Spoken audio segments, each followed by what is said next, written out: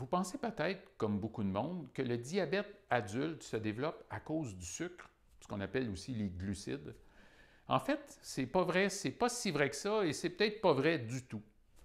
Je m'appelle Simon Feneuf, je suis médecin en lifestyle medicine et je vais vous expliquer ici comment se développe le diabète.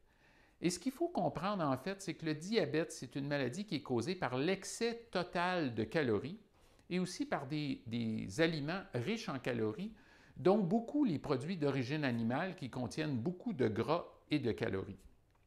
Et ce qui arrive, c'est que ce processus-là du diabète se développe souvent pendant des décennies avant qu'on soit capable de le diagnostiquer au niveau clinique, ce qui fait qu'il y a beaucoup de gens, au moment où on fait le diagnostic, qui ont déjà des complications du diabète. Ce qui arrive, c'est quand on ingère trop de calories, et aussi incluant trop de sucre, le pancréas, en réponse à l'ingestion des calories, va sécréter une hormone très puissante qui est l'insuline. Le rôle de l'insuline, c'est d'aller dire aux cellules du corps, mais principalement au niveau du foie et des muscles, de prendre les glucides, le sucre qui est dans le sang, et de faire rentrer le sucre dans les cellules. Le problème, c'est que quand on a un excès de calories et de gras, le gras va aller s'infiltrer, va aller se stocker au niveau du foie et des muscles. Et à ce moment-là, le foie et les muscles vont dire « on ne veut plus de sucre, on n'est pas capable d'en prendre ». Et il va se développer ce qu'on appelle une résistance à l'insuline. L'insuline ne sera plus capable de faire rentrer correctement le sucre dans les cellules. Ce qui va arriver à ce moment-là, c'est que le pancréas va se mettre à produire de plus en plus d'insuline pour compenser. Il va arriver à le faire pendant un certain temps.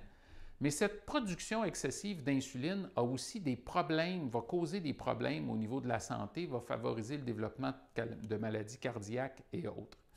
Et à un certain moment, le pancréas va commencer à ne plus être capable de suffire et c'est là où la glycémie, le sucre dans le sang, va monter et qu'on va arriver à diagnostiquer le diabète. Alors, ce qu'il faut comprendre, c'est beaucoup relié à, évidemment, l'alimentation, l'activité physique. Puis ce qui est intéressant aussi, c'est qu'en changeant notre alimentation et notre activité physique, on peut arriver à restaurer ce qu'on appelle la sensibilité à l'insuline, à inverser ce phénomène-là. En fait, ce qu'on regarde dans les études, c'est que pour chaque 5 % des calories dans notre alimentation qui est d'origine animale, on augmente notre risque de diabète de 25 à 30 %. Et inversement, si on a une alimentation végétale, on va réduire notre risque de développer un diabète environ du 2/3, ce qui est intéressant. Alors, détrompez-vous, une diète qui est riche en glucides, mais évidemment, il faut avoir les bons sucres, on parle d'aliments entiers et non pas de malbouffe, est plutôt protectrice contre le développement du diabète. Et si vous voulez en savoir plus, je vous invite à visiter notre page de Lifestyle Medicine qui est sanakido.com.